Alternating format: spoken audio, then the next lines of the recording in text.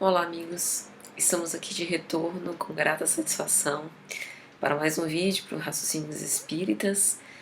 Dessa vez para falar de uma obra de fôlego, uma das mais belas obras, romances de Emmanuel, sem sombra de dúvida, a Renúncia.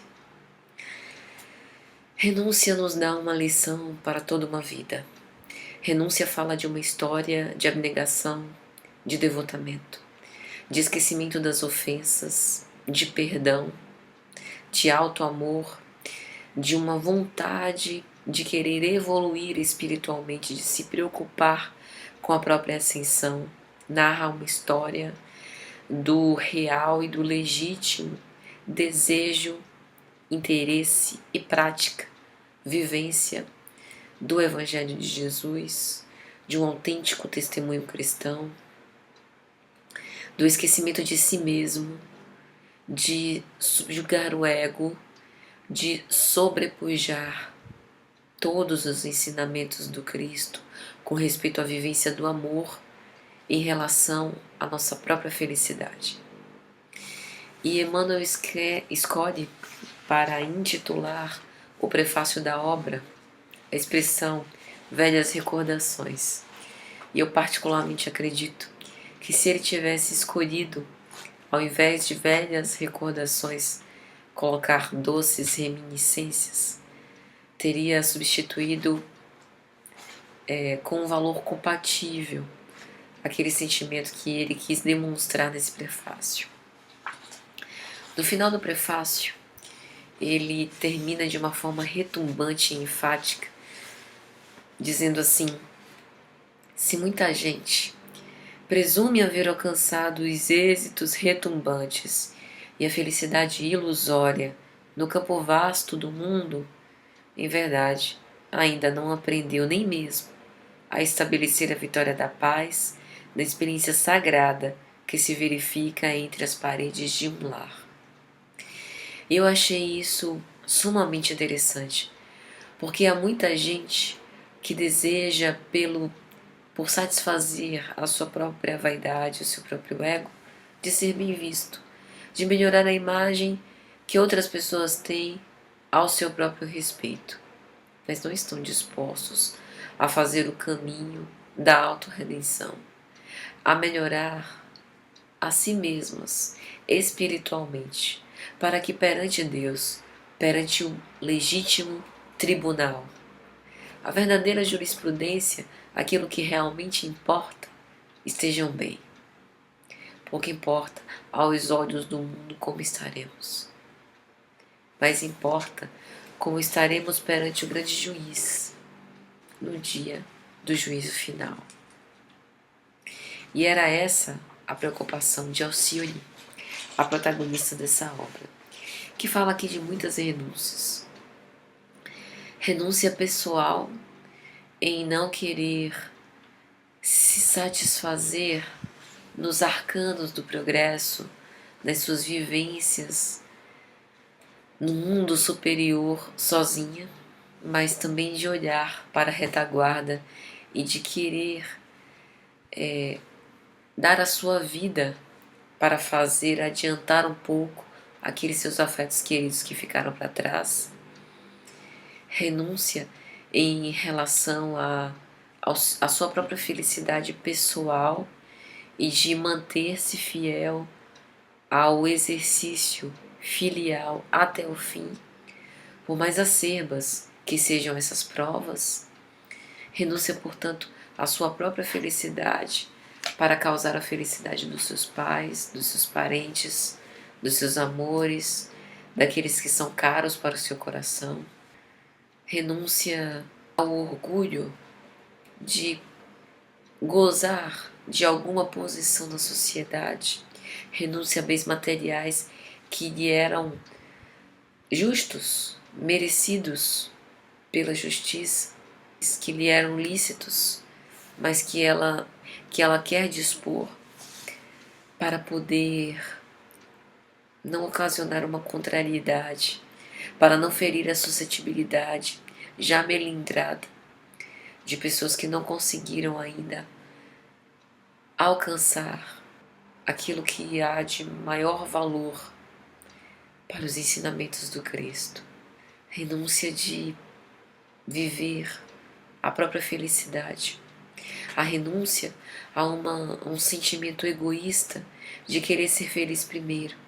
Renúncia em prol de algo maior. E já no primeiro capítulo, que fala sobre os sacrifícios do amor, Emmanuel narra em que condições foi feita a reencarnação de Pollux, o bem-amado de Alcione, pelo qual ela decide reencarnar, além de outros familiares que mais tarde vão se desenrolar nessa trama.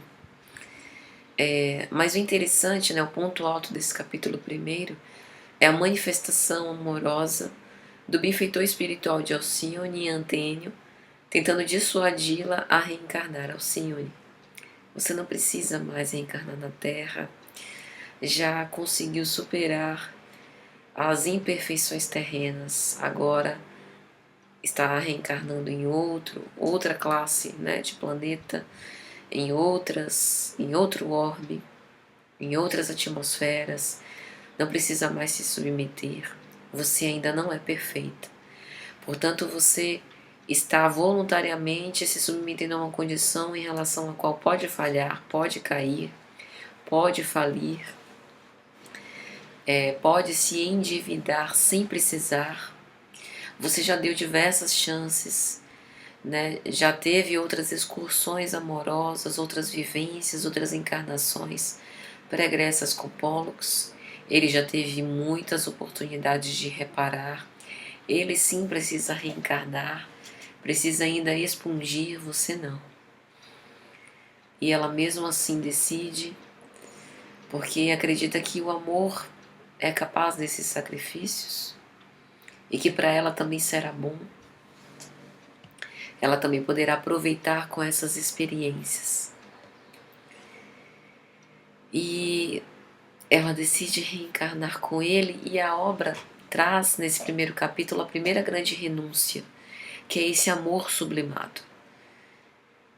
Nós que somos naturalmente apaixonados, que nos apegamos às pessoas, que estamos afeiçoados primeiro à nossa própria imagem antes de gostar verdadeiramente de alguém, é este o amor sublime que mais nos salta aos olhos e que mais nos sensibiliza na obra. Mas esse amor sublime dela em relação ao seu bem-amado é apenas um laivo de toda a renúncia que esse espírito é capaz de dar.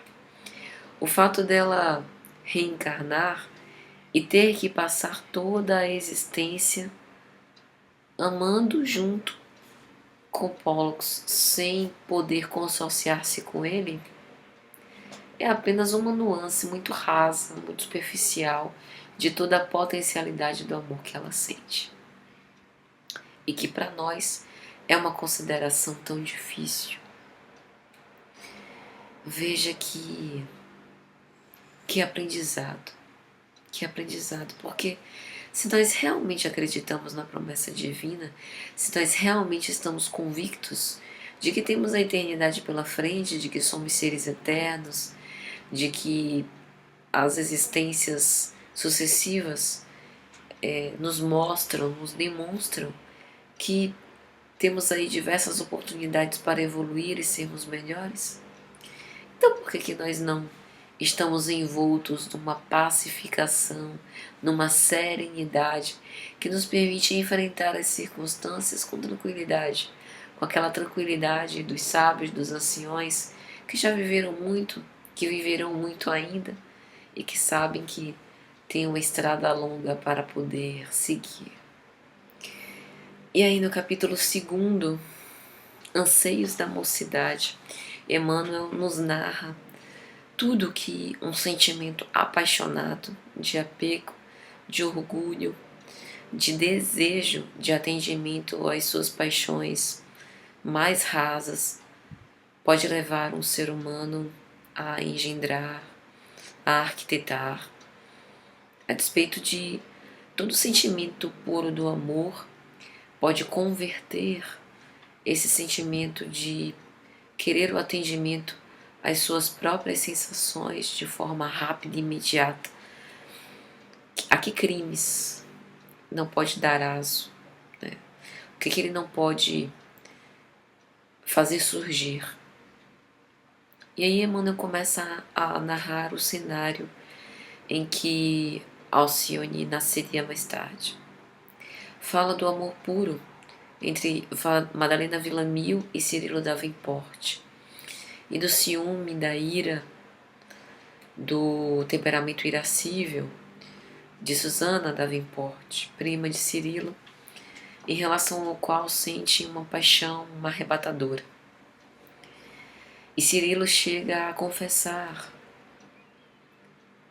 o amor que começa a sentir por Madalena e o desejo de unir-se a ela em matrimônio e de edificar um ninho de bênçãos, ter um casamento feliz, ter uma família erigida nas bases mais puras e santas do amor. E naquele momento, o sentimento de não ter os seus desejos atendidos, o sentimento de ego ferido toma conta, contamina Susana. E a partir daquele momento, ela começa a martirizar-se. E aí a gente vê como a gente sofre por torpezas, como o sofrimento pode escamotear, pode surgir, pode, né, dar aso, pode nascer de um sentimento vil. Aparentemente a gente observa uma pessoa sofrendo, chorando, desconsoladamente, desvalidamente, achando que... E é realmente um sofrimento sincero, mas não imagino o que está por trás daquele sentimento. Um sentimento apenas de satisfação às próprias necessidades. Como mensurar? Quando nós vemos lágrimas e uma pessoa vertendo um copioso pranto, como precisar se esse pranto é por algo nobre ou é apenas por ter tido uma contrariedade com respeito à sua paixão pelas ações? Quando nós vemos a pessoa sair da epiderme das ações dissimuladas, aí nós vamos vendo os sinais que essa própria pessoa vai nos dando com respeito ao que sente. A deslealdade, o real sentimento por trás, que vai sendo traduzido em palavras e em ações. A capacidade dessa pessoa engendrar qualquer coisa para conseguir o que quer. Passar por cima até dos seus preceitos morais mais caros. É porque não eram tão caros assim.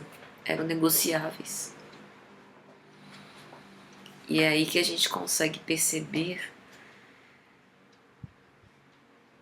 o sofrimento real, né? O cálice de amarguras daquilo que é um sofrimento que a gente mesmo cultiva para si, por incúria. E aí no terceiro capítulo, Susana Davenport vai se desmascarando para o leitor, que fala A Caminho da América. Cirilo Davenport e Madalena Villamil já haviam se casado, e aí Emmanuel fala de uma forma muito bonita, né, entre eles dois, aquele amor puro e legítimo, as doçuras do encantamento, né, do verdadeiro afeto, contrastado com a dura realidade a ser enfrentada, das agruras que eles teriam que enfrentar por toda a vida. E esse capítulo fala da ida, né, de Susana Davenport, da visita à casa dos pais de Cirilo, Samuel e Constância, que estavam passando por grandes dificuldades financeiras. E Susana havia se predisponibilizado no auge da sua generosidade disfarçada para assistir a família, né, de Cirilo, enquanto ele se mobilizava para ir ter com seus pais.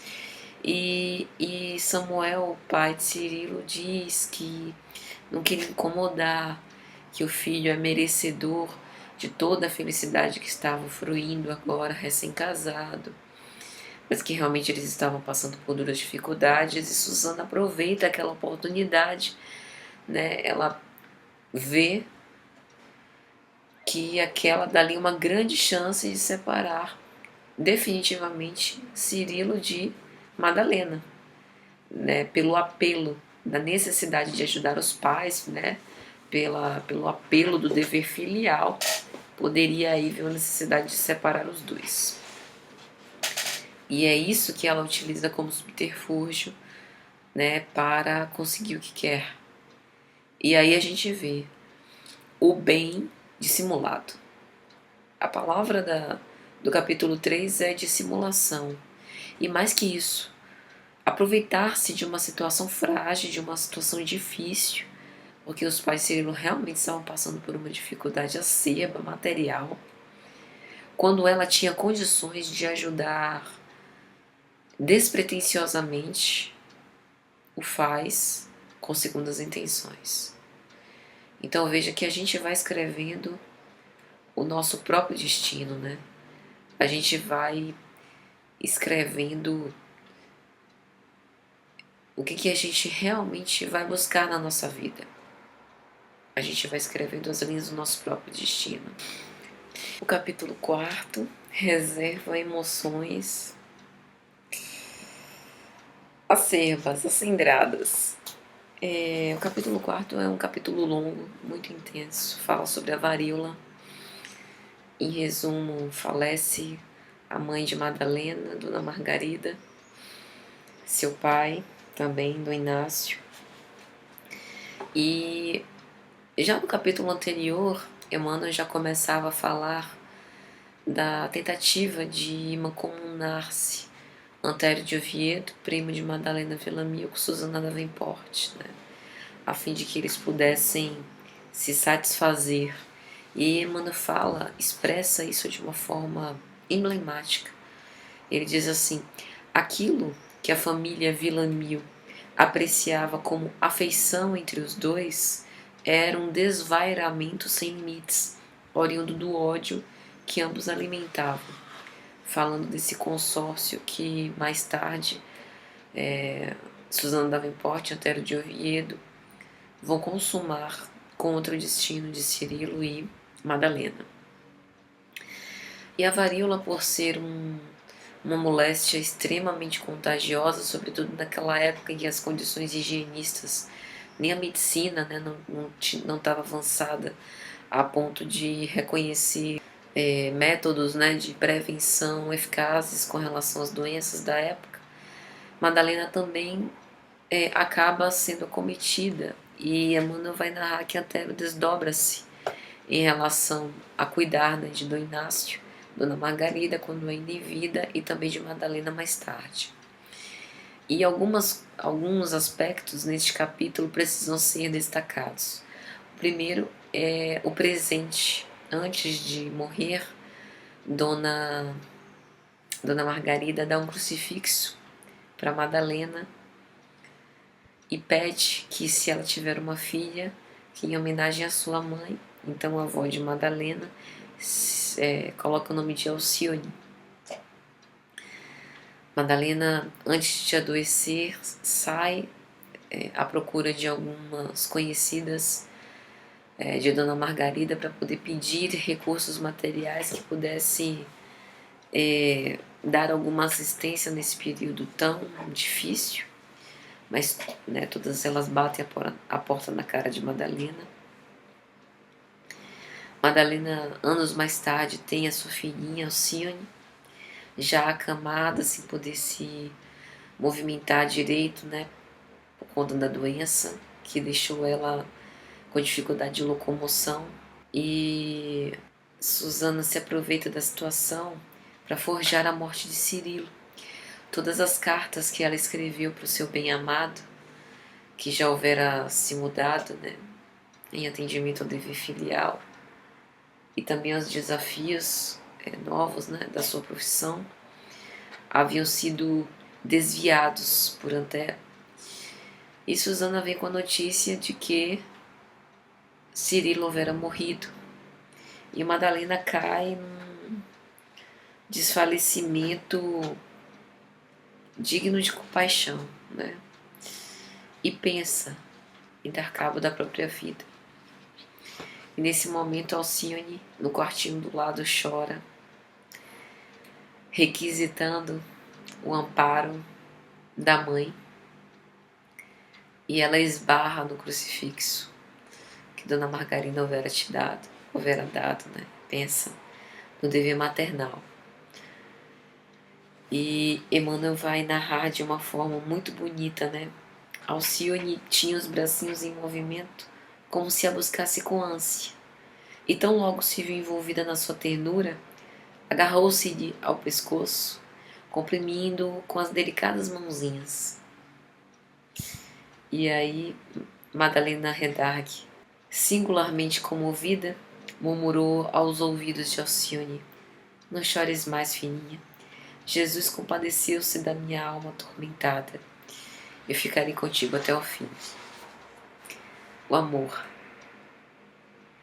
O amor. É como se Alcione dissesse para a mãe: "Mãe, eu renunciei a algo maior para estar aqui.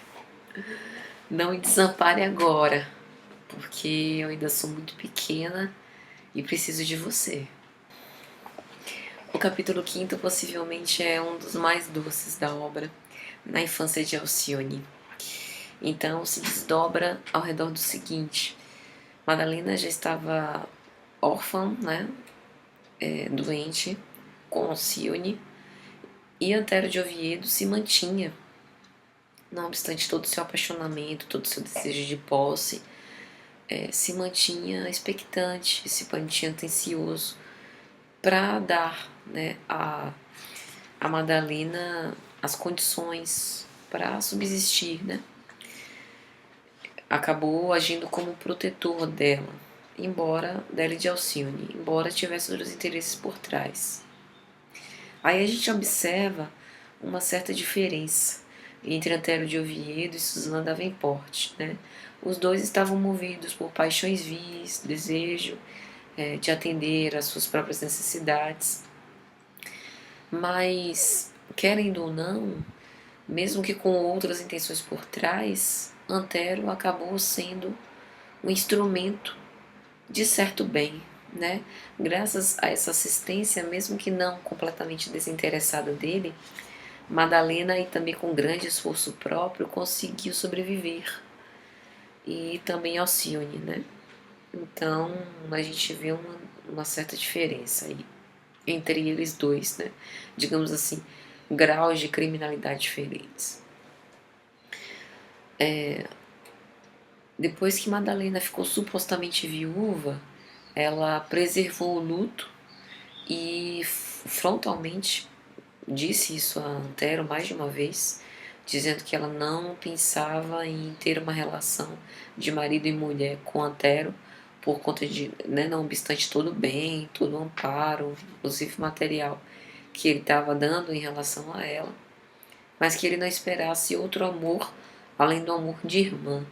E ele se encoleriza e passa a estar menos na chácara de Ávila, né, junto com Madalena e Alcione, e acaba se envolvendo com outros negócios escusos e tal. E nesse ínterim, o proprietário daquelas terras, Dom Afonso, ele coloca olho na chácara, né, habitada por Madalena, embora muito simples.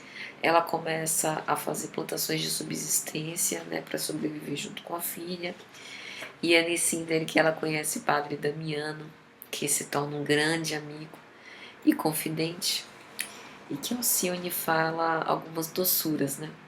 Certo dia, por exemplo, só para citar, Madalena encontra Alcione falando sozinha, e aí ela pergunta: "A quem falas, filha? Viste alguém na estrada?" E ela, numa candura infantil: "Estou falando com Deus, mamãe. A senhora não me disse que eu devo ser agradecida? Então, não pedimos hoje a água do céu? Estou agradecendo." E aí ela pergunta: "Mamãe, onde é que a chuva trabalha?" E, e aí Madalena responde, no seio da terra, fininha. E aí Alcione pergunta de novo, e quando tem chuva nos olhos? Não tá no seio da terra. Se referindo às emoções, né?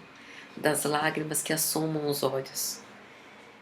Mas o que você deseja dizer com isso, Alcione? Redargue Madalena. E ela, é porque às vezes, mamãe, quando é de noite, os olhos da senhora estão cheios de chuva.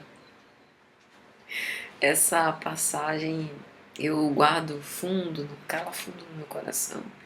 Às vezes eu falo, né? Lembro dessa passagem quando falo de emoção. E veja, Alcione é o significado da pureza dos sentimentos, né? Da inocência real. Mas não é da inocência de desconhecer o mal. É da inocência conseguida com a purificação dos sentimentos, por passar pelas agruras e ressignificar a dor, que é o que o Cristo Consolador tanto nos exortou. E assim, o capítulo 5 tem outras ocorrências, né? Antero de Ovídio é assassinado, mas isso fica para quando vocês forem ler da obra. Bom, o capítulo 6, Novos Rumos, fala dos novos rumos traçados, dos novos desafios e do amparo espiritual, amigo, fraterno de Padre Damiano em relação a Alcione e sua mãe, das noites discorrendo sobre o Evangelho, sobre os ensinamentos de Jesus. E também fala de Antero de Ovídio no mundo espiritual. Desencarnou em dolorosas circunstâncias, teve um desdobramento difícil e agora padecia certas agruras, mas recebe a visita de Dona Margarida, mãe de Madalena, que sempre tratou como um filho, e leva ele à reflexão. E diz que ele foi autor de um crime contra Madalena, contra Cirilo, essa pseudo-morte de Cirilo, que alterou os destinos dos dois, mas que agora ele tinha condição de ter uma expiação, aproveitando a existência missionária de Alcione, e era a chance dele começar a capitular. E ele aceita. Na verdade, ele não tem muita escolha, né? Ou é isso, ou é continuar sofrendo. E é interessante que no final do capítulo, Alcione, sensibilizada, como que tocada nas fibras íntimas do coração, Antero, desencarnado, está ali, próximo, né? No seio familiar. E aí Alcione diz, mamãe, tem se lembrado de Antero? E ela, por que, filha? Porque hoje eu queria pedir por ele em nossas preces. Veja como é a sensibilidade, né? Numa ingenuidade infantil, como fala mais alta pureza.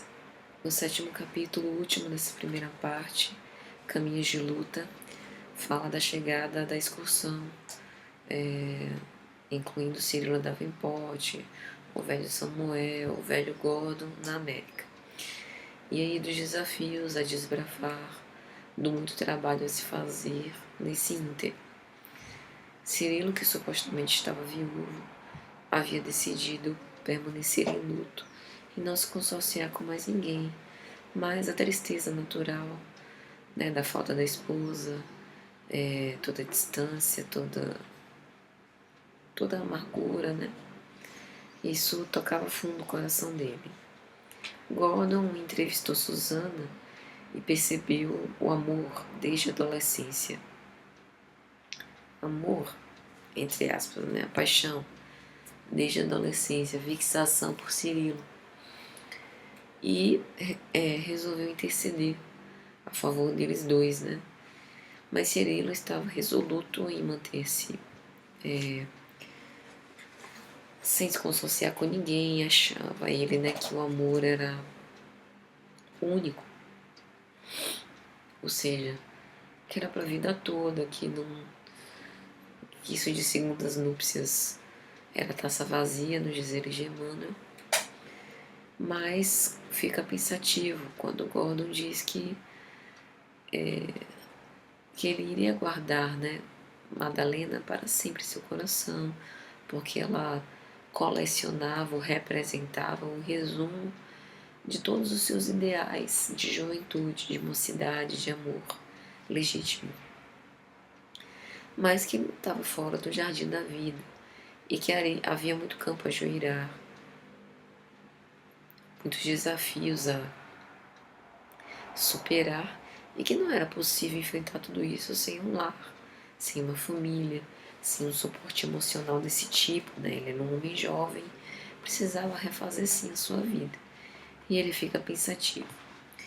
E nesse ínterim, Susana, que havia guardado uma carta que Madalena houvera escrito muitos anos atrás,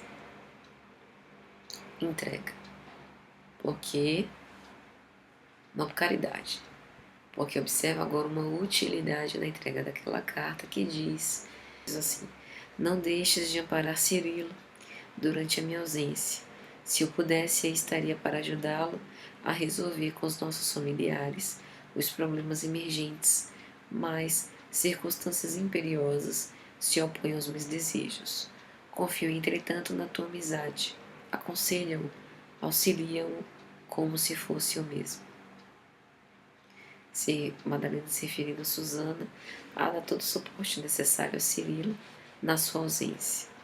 E aquilo, para aquela circunstância, para aquele cenário, toca a fundo o Cirilo. Veja o oportunismo. E enquanto isso, na chácara de Ávila, um bebê é deixado na porta de Madalena, que Alcione batiza de Rob, que era a reencarnação de Antero. Segunda parte, Emmanuel fala do padre Carlos Clenaghan, reencarnação de Pollux, o bem-amado de Alcione. E fica claro que Alcione, não obstante ser um espírito de escola, mas ainda não era pura e se perturba, né? Ela chega a admitir para Carlos o grande sentimento de amor, ele que estava se entregando ao celibato, né, ao sacerdócio, e ela fica visivelmente transtornada, né? Mas no sentido de estar comovida com grande amor, né? Que sente por ele, sem, portanto, poder se consorciar. E ele chega a contestá-la, a confrontá-la, né? Dizendo que ela realmente não o ama. E ela chega a dizer: Desvairas, Deus conhece minhas vigílias e preces fervorosas. Desde que nos vimos pela primeira vez, diluo as minhas aspirações mais antigas em lágrimas dolorosas. Amo-te também, acima de todas as coisas da terra, mas sou mísera criatura. Repletemos nossa alma com a visão sublimada do sacrifício pelo dever. Então veja que ela também se questiona, mas submete todas as coisas aos desígnios divinos. Então esta é mais uma nuance da renúncia de Alcione. Embora a nossa visão apaixonada, teatralizada, tente reduzir a renúncia de Alcione apenas à sublimação do amor por Carlos, a renúncia dela extrapola muito isso, né? Mas sem dúvida, esse é um grande aprendizado para todos nós. Capítulo 2, novamente em Paris, fala da mudança da família. Alcione, Padre Damiano e Madalena se mudam para a cidade, a mesma cidade onde Cirilo Davenport está, morando com Susana.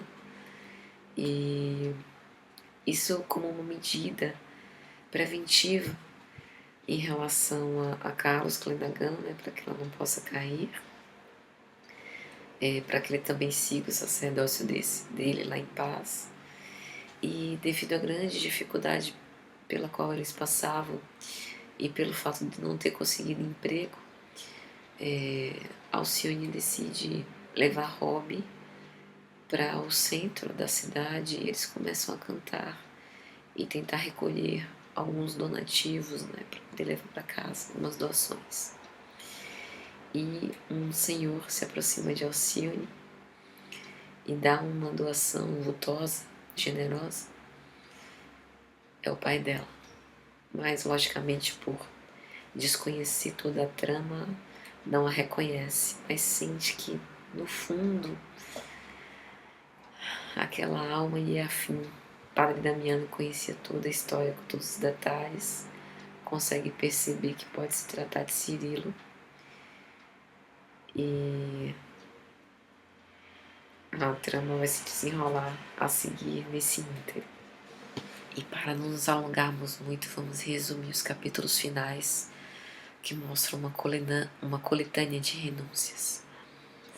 Primeiro, Alcione começa a trabalhar na casa do seu pai e sabe que ele é seu pai.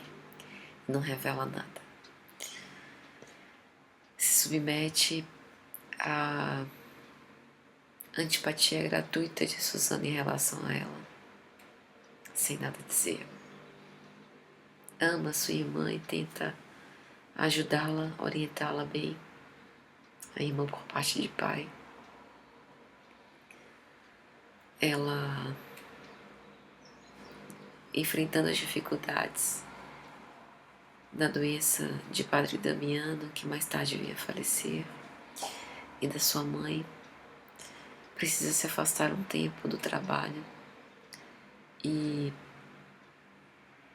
o pai, Cirilo, Suzana, o velho Jacques, fazem uma excursão à sua casa. E é nesse momento que há um reencontro de Cirilo com Madalena. Madalena já em estágio avançado da doença. Pensa que está se encontrando com ele em espírito. Ele enfurecido, encolerizado, torturado de aflição. Suzana fica louca, confessa o crime. Jacques estarrecido. E Alcione mais uma vez renuncia, cuida de Suzana até o fim, com toda a loucura dela, perseverante. Beatriz, sua irmã por parte de pai, mais tarde se casa. Sua mãe morre e ela tem a oportunidade de sozinha no mundo refazer sua vida. Ela volta, vai visitar Carlos. Carlos havia largado o sacerdócio, havia se casado com uma mulher, não estava muito feliz no casamento. E Alcione mais uma vez renuncia e diz: eu ajudo vocês, se você quiser, posso ir lá falar com ela, vou ser uma amiga de vocês para poder estimulá-los no casamento. Alcione decide entrar para o convento, vende tudo que dá, tudo que tem, tudo que seu pai legou a ela, mais uma vez a renúncia, agora material de tudo que era seu por direito como filha. Entra para o convento, é presa pela Santa Inquisição, passa muito tempo presa e anos mais tarde reencontra-se com Carlos, que era o juiz da sua pena. E ele chora comovedoramente, arrependido por tudo. E ela desencarna. Bem, e ele lamentando todos os equívocos e todas as oportunidades perdidas mais uma vez. Esta é a hora renúncia, amigos. Múltiplas renúncias, sucessivas renúncias, incessantes renúncias. Quanto aprendizado para nós. Que temos uma vida muito mais fácil e que subestimamos essa capacidade. Vamos aprender com Alcione. Muita paz. Espero que vocês tenham gostado dessas descoloridas ilações.